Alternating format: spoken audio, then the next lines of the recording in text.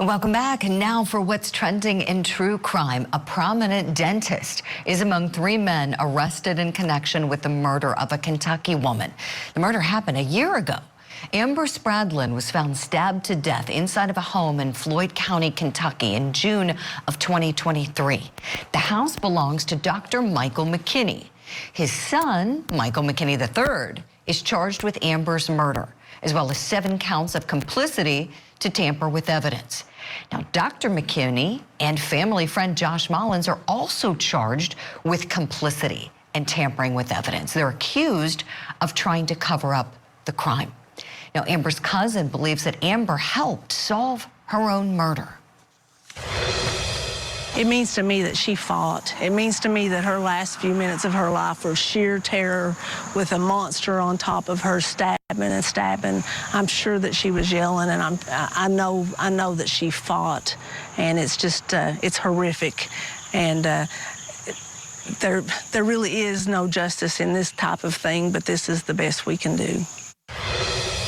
Now, Michael McKinney Sr., the dentist, has since bonded out, but he's on house arrest awaiting trial. We're asking the question this morning, did the cover-up draw attention to the crime? Let's bring in our guest now and talk about this. Criminal defense attorney and former district attorney Matthew Mangino, criminal defense attorney and former prosecutor David Bruno, and retired DEA supervisory special agent Michael T. Wilhite Sr. David, Bruno, would you start us off here, please? Your thoughts. Wow, fascinating case. I mean, I've walked crime scenes, stabbings, and they are brutal with blood spatter on the ceilings and the walls, and I could only imagine this crime scene. But when they got there, they had a problem because these 3, they worked together to destroy the camera, the surveillance video, the computer, the knife, the clothes, all the blood was covered up. So they had a big dilemma.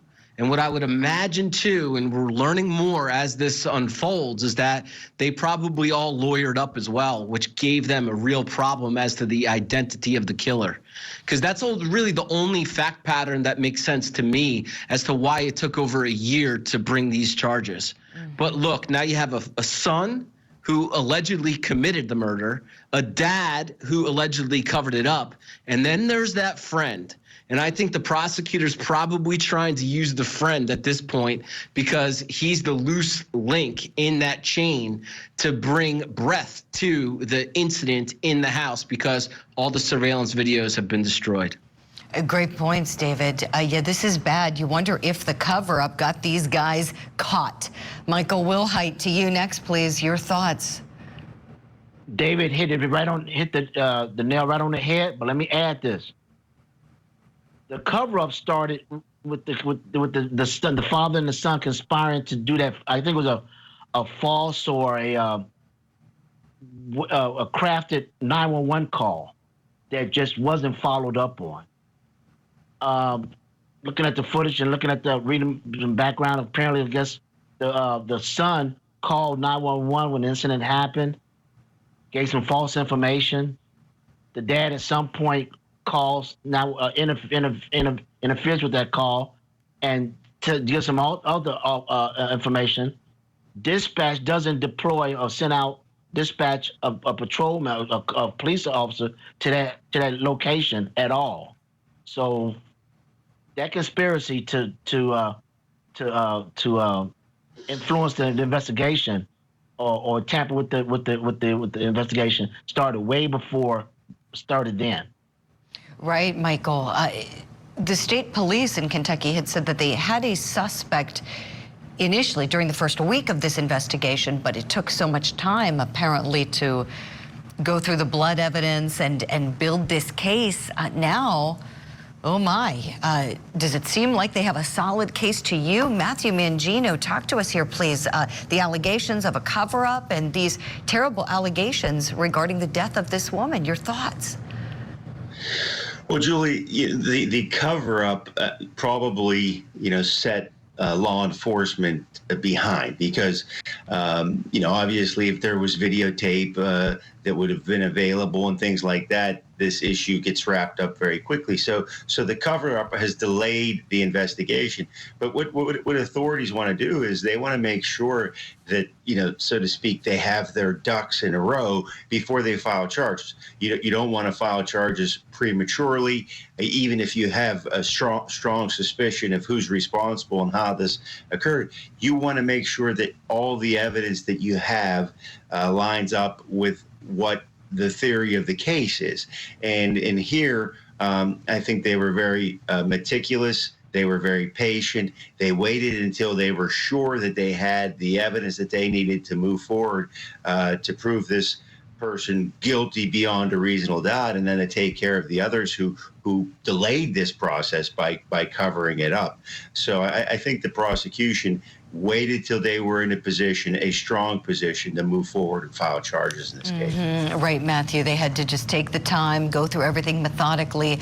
This cover-up seems so elaborate. I'm looking at some local reporting from Lex 18, a local NBC affiliate there, saying that there was clothing that was destroyed, that there was blood cleaned from the kitchen sink, the laundry room. As David mentioned, some of these things, a surveillance camera that would have captured the murder because of the room it was positioned in, that was removed and destroyed. A digital recorder destroyed.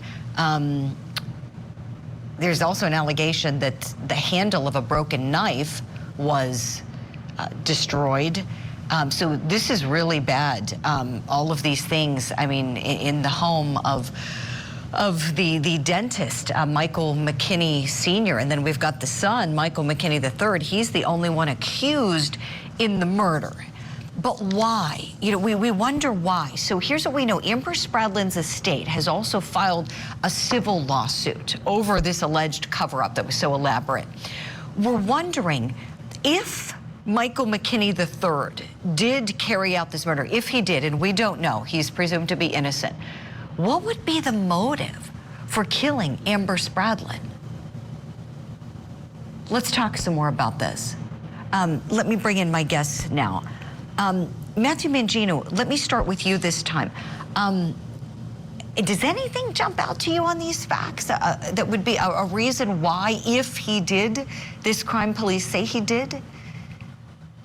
Well, Julie, we know there was some relationship. Apparently, Amber worked at a restaurant that was owned by Dr. McKinney, the father, and that they were having drinks or meeting at his home after work.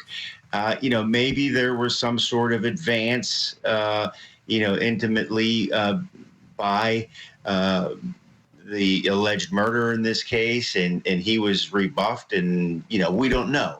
We'd be speculating about that, and we also know that a motive isn't needed. The fact that they have enough evidence to prove that he stabbed Amber to death, you don't really need a motive. Certainly, a jury would like to know why this happened, but it's not essential to proving a case of first-degree murder. Matthew, thank you for all of that. Great points. I have a clip from Amber Spradlin's cousin, Debbie Hall. Let's take a listen. Refused to cooperate with the investigation from day one. He was right there. It happened in his house, and he could have done the right thing, and he could have come forward and saved everyone a lot of time and a lot of heartache, but he chose to do the wrong thing and cover up, and so he'll have to be held accountable for his part in this also.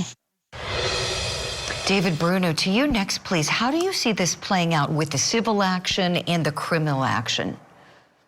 Oh, that civil action could be a great avenue for prosecutors to just watch, because there's discovery that's going to happen there. There's interrogatories, there's depositions. I'd imagine they're all going to be invoking this clip that we just showed. It's talking about the father, the professional, right? And if I could just give some input, I think about maybe mental health, number one. These are all speculation, but mental health possibly. Also, think about this restaurant situation.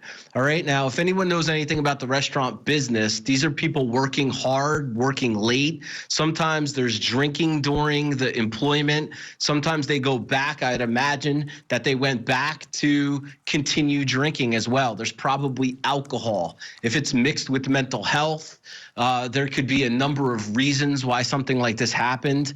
And then if they did invoke early on, it's one thing to cover up. That is not acceptable. That's against the law. But I'd imagine the doctor, knowing that he covered up, was doing the right thing as a criminal justice analysis, that he has a right to remain silent. That's probably what she's referring to.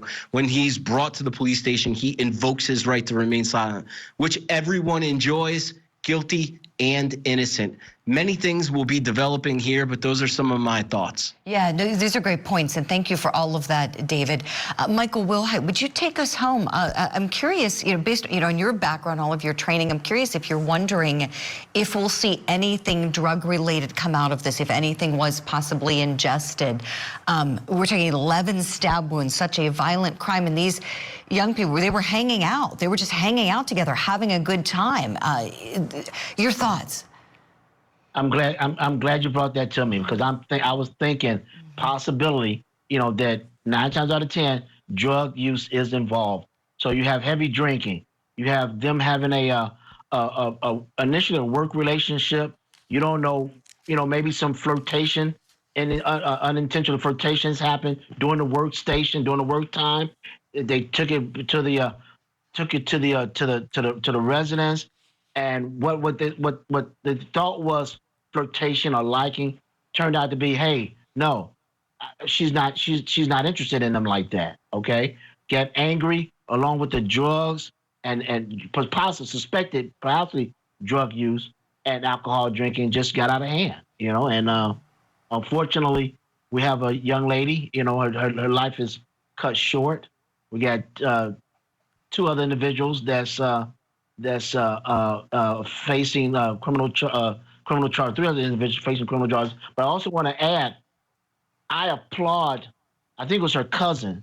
Listening to the cousin, you can tell that cousin, that relative, kept hammering. I'm sure they stayed. I'm sure they became a law enforcement. I mean, you can tell she. I want to bet she stayed on them. So I applaud her. Right, that's what you got to do. Be a pain. That's advocacy. Keep pushing forward and asking for answers. We've got to leave it there, but Amber Spradlin's case is certainly one that we're going to continue following as it progresses. Big thank you to you all, Michael Wilhite, David, Bruno, Matthew Mangino. Great having all of you on the program. Always have a wonderful weekend. We'll see you soon.